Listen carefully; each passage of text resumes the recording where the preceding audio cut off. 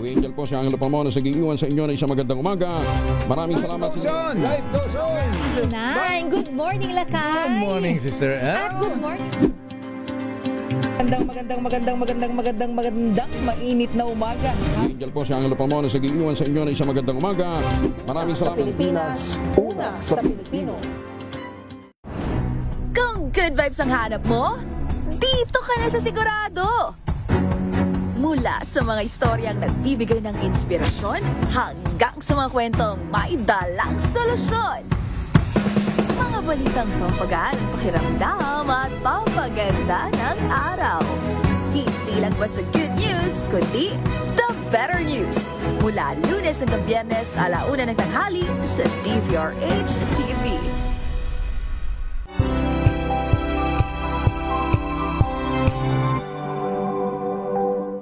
Mga kalunas, dahil sa inyong pagtitiwala, ang Lunas ay may extension na. Lunas Extension. Magandang gabi Luzon, Visayas at Mindanao. Kasama po ninyo Cheska San Diego Bobadilla. Kapartner po natin si Dr. Edwin Bien at ang MX3 Natural Supplements. Doc, magandang gabi po sa inyo.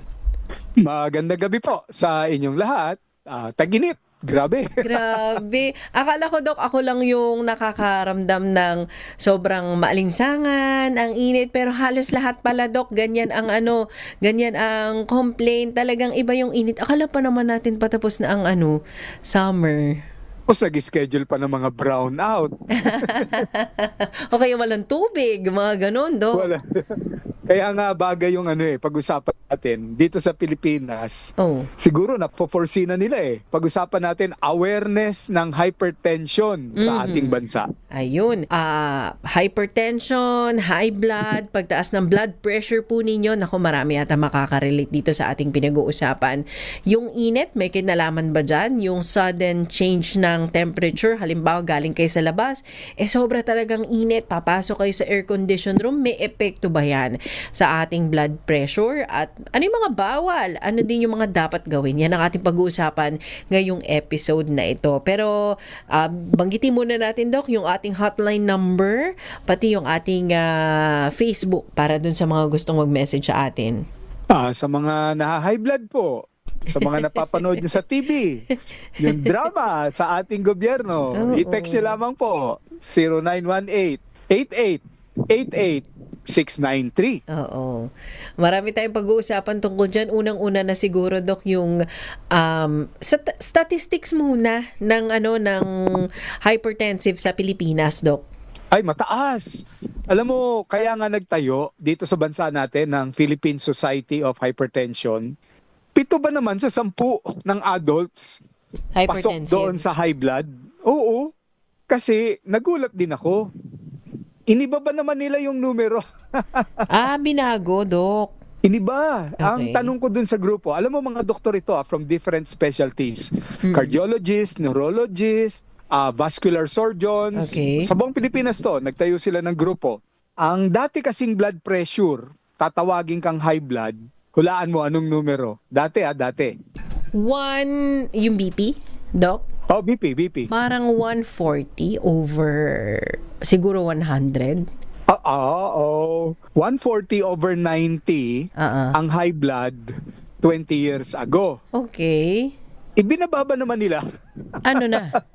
130 over 90 na. 130. Kapag sumampa ka ng 130, hypertensive Over ka 90, na. Oo. stage 1, hypertensive ka na. Okay. Ngayon, yun ang naitanong ko. Bakit? Dati iba sa normal inyo? ka pa Oo, bakit sa ibang bansa iba? Yung palang sitwasyon din natin bilang mamamayan, may epekto. Mas stress daw ang Pilipino. Ganun. Contrary, Doc, dun sa sinasabing, ang mga Pinoy masayahin nga kahit na mabigat ang problema, masayahin ang Pinoy. Yun nga, masayahin tayo despite the fact na high blood na yung ating blood pressure. Physically, oo. Oo, physical, emotionally masaya tayo. Pero pag sinukatan tayo ng BP, considered Ang taas. Hypertensive na tayo. Oo. Okay. Minsan, Ang numero, hindi mo na na halata. normal. Oo Ang 'di ba ang normal dati 120 over 80. Ibinaba rin. Okay. Ang normal na ngayon, 110/80. 110/80. So, dapat nandun ka lang sa ganung level. Oo. 110/80. Pag ikaw 113, 114, 115, wala ka pang 120, pero below 120 ka. Ano ka na? Borderline ka na. Borderline ka na. Sabi ko, hindi ba pang teenager yung 110/80? Mm-mm. Sabi, hindi, gano'n na talaga eh. Hanggang anong level, pinakamababa na normal sa tingin mo? Na normal? Na normal ka pa, pero anong level yung pinakamababang pwedeng makuha mong BP sa tingin Siguro mo? 90/70, Doc? 90/60. 90/60. So, dapat hindi ka Okay ka pa nabababa dyan. doon. Huwag ka nang bababa dyan, pero Okay. okay ka pa raw dyan, 90/60. Sabi ko, di halos kakaunti lang ang makakapasa talagang Pilipino dyan. Oo nga, Doc. At sabi nila, yun ang dahilan naman kung bakit idiniklara ng Department of Health, bakit ang taas ng kaso natin ng heart attack, Oo. brain attack or stroke, at saka CKD. Oo. Bago natin... Dahil, Mm-mm. sige lang. Bago natin ituloy, Doc, yung discussion dyan at karagdagang impormasyon, yung mga tao naniniwala sila dahil binanggit mo na yung mga low blood, high blood, mas maganda ba na ikaw ay low blood daw kesa hypertensive? O parehas lang yun? Sa ngayon, parang mas okay na daw yung mababa ang dugo kasi 90/60 Kasi hindi ka raw nahihilo Okay. Kasi nga, nakikita natin, ang daming inaataking Pilipino talaga. O kaya nadadialysis. Kasi nga, akala natin 140/90, okay pa. Hindi natin alam, nasisira na pala yung mga organs natin. Oo. Yun ang pag-usapan natin, mga komplikasyon ng alta presyon. Pero ngayon naman, Doc, normally on a regular basis, ikaw na, lalo na siguro yung nasa edad na busy, hindi ka naman senior citizen, hindi ka naman estudyante, hindi ka normally magche-check ng blood pressure mo everyday unless alam mong high blood ka or hypertensive ka. Maya-maya pag-uusapan natin yan. Siguro, Doc, maaga tayo magbe-break, ibigay muna natin yung hotline number at mamaya after ng ating commercial break, tuloy-tuloy po natin i-discuss yan dahil itong topic na to, marami ang talagang, kumbaga, kailangan nilang marinig ito, ma-refresh sila sa mga information, Doc. Opo, and you heard it first with Miss Cheska. Oo.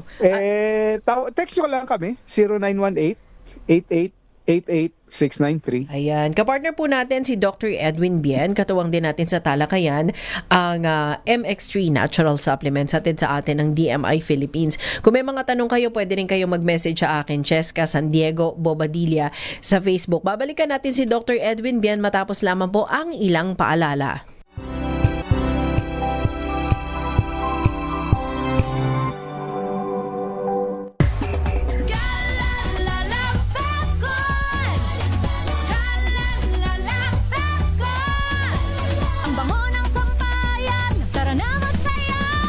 Fabcon, amoy nakaka-joyful. Ang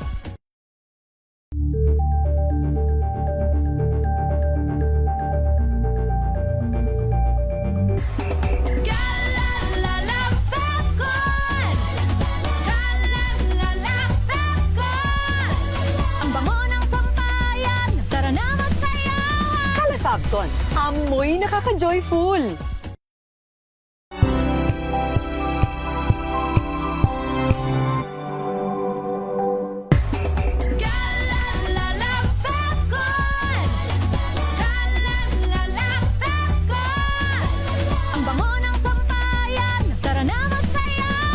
Fabcon, amoy nakaka-joyful.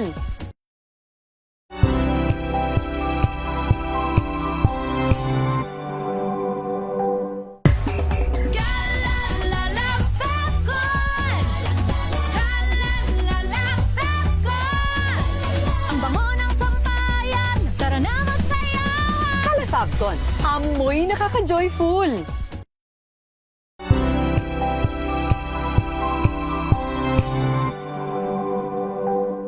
Hello, Washi! Laundry day na naman! Yay! Anong meron? Mancha ng chocolate, putik, may libag pa! Kaya natin yan!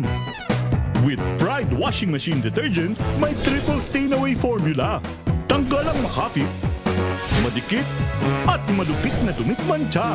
Kaya easy-easy ang labada. Mula noon hanggang ngayon. All you need is pride. All you need is pride.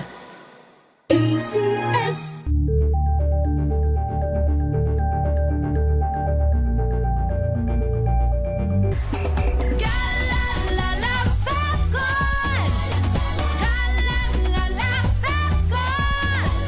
Ang bango ng sampayan. Tara na magsayawan. Calefacton, amoy nakaka-joyful.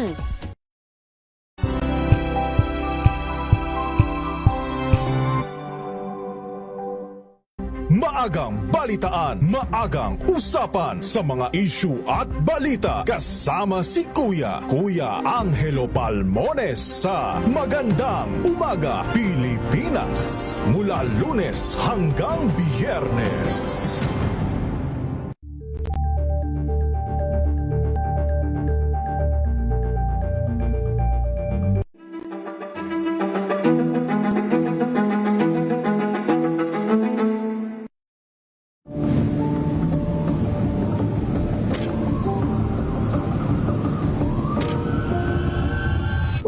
Nagiging car-centric sila because they're not yet, kumbaga, satisfied with our mass public transport system. Of course, lahat naman ng ginawa, kailangan mo munang daanan yung sakripisyo. Nung nagpatupad pa ang MMDA, walang nagreklamo. Maayos. Actually, nadamay lang kami sa NCAP issue na yan because ever since naman ang MMDA standalone, kapag ang taong bayan ay ma-satisfied at ma-feel yung convenience ng mass public transport, mas kukunti ang magdadala ng sasakyan.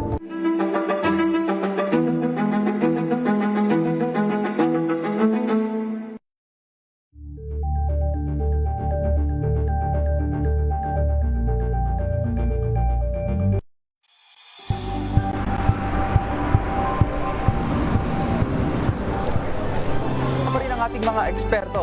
Dito lang sa Expert Opinion. Ito ang The Better News. TNVS. Trending and Battle Show. Kwento, iba't ibang anggulo. Dito sa Point. Bawat pananagutan ating tatalakayin dito sa Hoy. Bawal yan.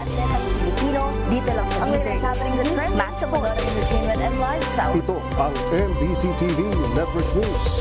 Una sa Pilipinas, una sa Pilipino. The Better News. Una sa Pilipinas, una sa Pilipino. TNVS. Trending and Battle Show. Nakahandang sa ating balitan mga kaibigan sa Rapido Hataw. Public Service Hour. Siyempre pa, una sa Pilipinas. Una Ayan sa... ang kabuhanan din palatuntunan ng break time. Sabay niyo na po ang mga balita at talakayan sa Balansyado. Maraming sa... We've got you covered. From the hottest hits, exclusive interviews, kilig to the bones fan meet experience, and hataw performances of your favorite stars. Saturdays, 12 noon, dito lang sa DZRH TV.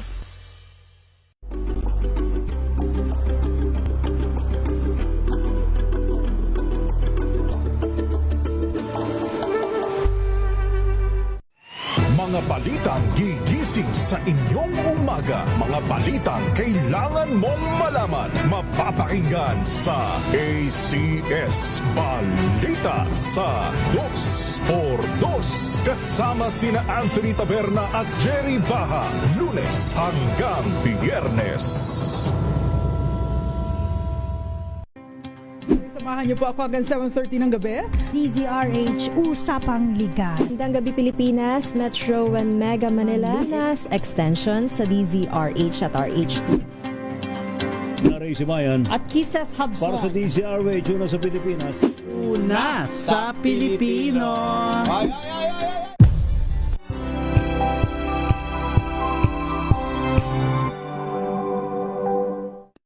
Mga dagdag na kaalaman at usapang pangkalusugan. Lunas Extension.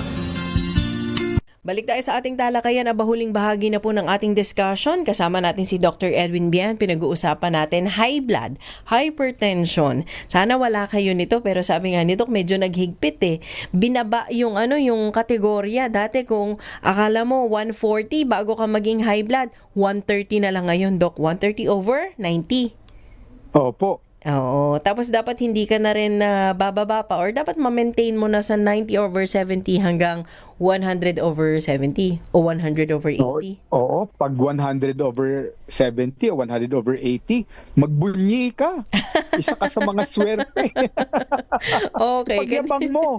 Alam mo, kapag ganun ang kuha sa'yo, picturean mo yung honor monitor. ka, honor. Honor ka. Ay, bihira yung mga ganyan ngayon. May award ka talaga. Very good. So, yun, nabanggit mo daw kapag persistent ang iyong hypertensive, pwede maapektuhan ang brain, ang heart, ang kidney, ang peripheral areas, lalo na yung paa, yung dulong-dulo kasi, no? Yung mga ugat-ugat natin dyan, hindi na maaabot. Mata. Yun yung mga diniscuss mo kanina, Doc. So, meron pang iba. Ay, yung iba, Doc, daw, apektado ang kanilang sexual function. Ay, sa mga kalalakihan, ay sabi nga ng ibang lalaki, bawasan mo na yung isa kong paa. Huwag lang mawala yung power ko. Grabe, ganun kahalaga sa kanila, Doc, no? Kahapon lang, may pasyente ako, ganun 85 na. Wow. Sabi niya, please, Doc, hanapan mo ng solusyon. Kumbaga, maging active pa din, kahit yung urges na nararamdaman or sensations na nararamdaman nila, Doc.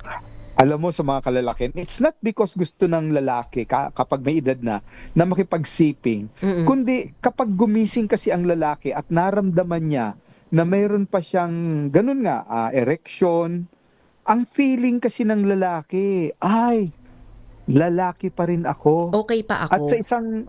At sa isang lalaki, that gives us confidence. The way we walk, ang balikat namin hindi nakahukot, parang nakataas pa rin yung aming dibdib. Yan. Lalaki pa rin ako. Ganun ba? Kung hindi man sa sexual, yung activity, hindi talaga dun pero yung vitality ng pagiging lalaki, Doc. Oo, mahalaga sa amin yon. So, wag po ninyong babaliwalain. Out na, wala na yan. Di naman na kailangan na yan. Well, hindi dahil gusto makipagsiping, kundi sa isang lalaki, ang sukatan. Okay. So, wag po nating babaliwalain. Ngayon, ang problema, dalawang problema Pag may alta presyon ka, babagsak talaga ang function ng lalaki and erection. Ngayon, re-resetahan siya ng gamot. Yung gamot, nakakababa din ng sexual function at erection kasi beta blocker kadalasan ng gamot na yon. Gamot para i-manage yung iyong hypertension. BP. But at the same time, it lowers the libido. Ano ba yun? Na double whammy. Whammy. So, paano ang solusyon? Prevention. Okay. Prevention. Huwag nyo nang hayaan na sumapit na talagang mataas na yung BP nyo, na yung gamot na ibibigay sa inyo, 2 uri, 3 uri, o kaya matataas na dosage. At may mga side effects din. One of the side effect, lalo na ng isang gamot to lower down the BP, yung beta blocker. Marami yan.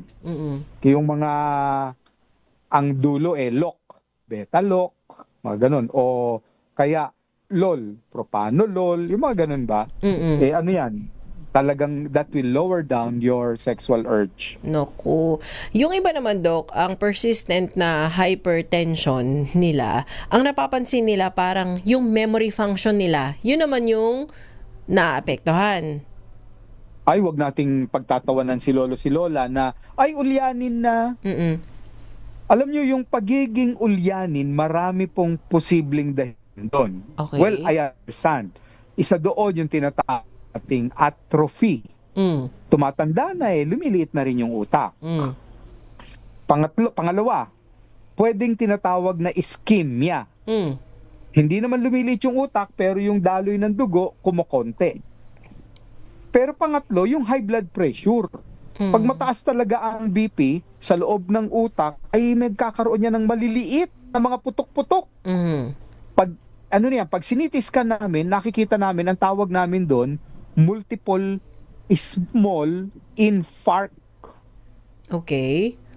Infarct means mga ang itsura ng kanilang utak kapag hiniwa namin, parang binudbura ng paminta. Okay. Yung tatlong yon magiging dahilan para minsan talaga nawawala na si lolo labas ng bahay, gabi na, hindi pa nakakauwi. Oo. Ano to, Dok? Naligaw na. Nagli-lead ito doon sa parang dementia, Alzheimer's? Dementia. Yes. Cognitive dysfunction and dementia. Tapos progressive po yan, progressive yan. Huwag nating pagtatawanan si lolo si lola na una, limot lang yung pangalan niya, limot ang telepono. Tapos minsan magsasalita na siya ng hindi na naaayon sa usapan. Nakita ko na rin yan eh. Yung si lola pagbibintangan ka, nawawala yung wallet ko, kinuha mo no? Ayan, hindi siya nawawala sa sarili. It's just that the brain is not able to function properly anymore. Okay. Huwag kayong magdamdam, kayo sisigaw ng walang dahilan eh. Ano ba yan suot mo? Pagka-ikli-ikli. Yun. Okay. At saka minsan, lalo na yung mga senior citizens, kung napapansin natin, iba yung pagka-unawa nila sa mga bagay na siguro sinasabi natin or kinikwento natin. Yun, Dok. Irritable yung iba. Tapos wag niyong pipilitin na, bakit hindi mo alam paandarin yung cellphone mo?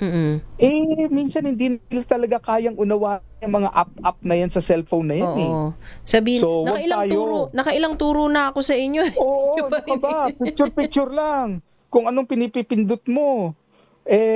Wag niyo na pong pagalitan. Kasi, nung bata rin naman tayo, nung 2 taon tayo, ganun din naman paulit-ulit din naman. Oo, paulit-ulit din tayo. Halimbawa, paulit-ulit. Kasasabi mo lang sa akin yan, lolo, o sinabi mo na naman. O kaya, kinwento mo na yan nung isang araw yan uli ang kwento mo, panahon pa ng hapon yan Ayun. Uunawain natin. Brain infarcts, cognitive dysfunction can happen as we age. Ayun. Sabi mo nga, Doc, ang buwan na ito, National Hypertension Awareness Month, lalo na dito sa Pilipinas. Kaya maganda na na-remind natin yung ating mga followers, mga listeners and viewers natin kung ano nga ba yung mga dapat tandaan tungkol sa hypertension o pagiging high blood. Pero Doc, sabi mo kanina, prevention. Diba? Ganun naman. Prevention is always better than cure. Paano may iwasan na na tumaas yung BP mo na dapat doon ka lang sa 100/80. Yan. Yeah, grabe na yan. Ganda nun. Lifestyle change. Yung mga dati ninyong kayang kainin, wag nyo nang ipapasyal si lola, si lolo sa mga burgers, fast food court. Hindi yan ang mga nababagay sa kanila. Ang bagay sa kanila ay mga gulay, mga pagkaing may sabaw, gaya ng isda. Yan. Lifestyle change. Kailangan sa umaga, kung retired na si lolo, ipapasyal nyo ng paglakad sa umaga, mga 30 minutos. Sa gabi, matapos mag-dinner, huwag nyo hahayaang mauupo lang yan at kukuyakoy, manonood ng TV, ipapasyal nyo rin ng mga 15 minutos naglalakad after dinner. At kung siya ay nasanay na sa kanyang mga gamot, okay naman, instruct nyo na matuto rin siyang uminom ng magagandang suplemento o vitamina. At isa doon sa napipili ko, yung galing sa balat ng mangustin, yung original na MX3. Okay.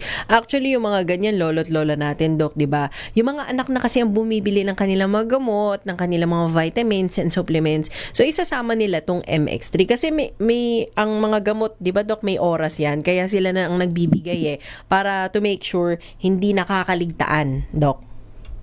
Tama. Alam nyo, medyo may kokontrahin ako, wag kayong ma-offend. Doon sa mga may kamag-anak sa Amerika o sa ibang bansa, padadalhan yan si nanay, si tatay, si lolo, si lola. Nung bang mga vitamina na sinlalaki ng pitsil ang lalagyanan? Punong-puno yun. Okay po yun. Vitamins and minerals galing abroad, pero wag niyong kakaligtaan, ang ganda talaga noong natural. Yung natural galing sa prutas, yung mangustin. So ipainom niyo yan, sige. pero wag niyong kaligtaan na dapat samahan po yan gaya ng MX3 kasi iba po yung galing talaga sa natural kaysa doon sa synthetic na bitamina. Gaano kadalas ba tinitake ang MX3, Doc? Ay, walang limit yan. Kasi unli yan, wala naman po yung wala naman yung overdose. So kung may problema si lolo si lola, na stroke na heart attack na, kahit na 3 times a day po yung MX3 500 mg Kung pinakabitamina lang niya, pwedeng isa sa umaga, pwedeng isa sa hapon o sa gabi. Yun. Ayun. Kung may mga questions sila, Doc, at persistent yung kanilang hypertension, anytime pwede silang mag-PM sa iyo, Doc, sa Messenger o kaya mag-text po sa inyo. Hanapin nyo lang, yung pangalan ko na lang po, Edwin A. Bien sa Facebook, sa Messenger. I-text nyo po ako, sabihin nyo yung pangalan nyo, pati kung ano yung may paglilingkod natin. At kung may panahon po, sasagutin ko naman kayo. Sa dami lang nang nagte-text, kadalasan napupunta yung mga text na yon sa spam, ganun pala yun. O kaya doon sa message request. Oo, doon sa message request. Baka kaya hindi kayo nare-replyan agad. kaya pala hindi ko kayo nare-replyan, hindi po mapasok sa inbox, sa messenger ko. Napupunta doon sa message request tapos nandun sa spam. Minsan 2 linggo nang naroon. Doc, masakit ang balakang ko. Sasagutin ko. After 2 weeks, sasabihin, nako Doc, wala na. Tapos na. Okay na. Okay na. Ay, pasensya na po ha. Sa dami, doon na pupunta.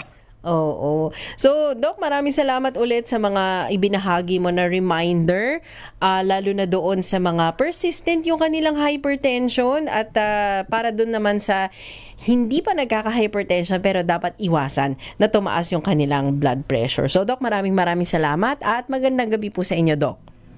Magandang gabi rin po and God bless everyone. Ayan, magandang gabi and God bless kay Dr. Edwin Bien. Kasama niyo po Cheska San Diego Bobadilla sa ating episode ngayong gabi. Kapartner po natin ang MX3 Natural Supplements. Hypertension ang ating pinag-usapan at sana marami po kayong natutunan. Ingatan ang kalusugan. Sabi nga ni Doc, prevention is always better than cure. Yan na po ang kabuuan ng ating talakayan. Magandang gabi Luzon, Visayas at Mindanao. Mag-iingat po kayo. Mga kalunas, hanggang bukas dito sa Lunas Extension.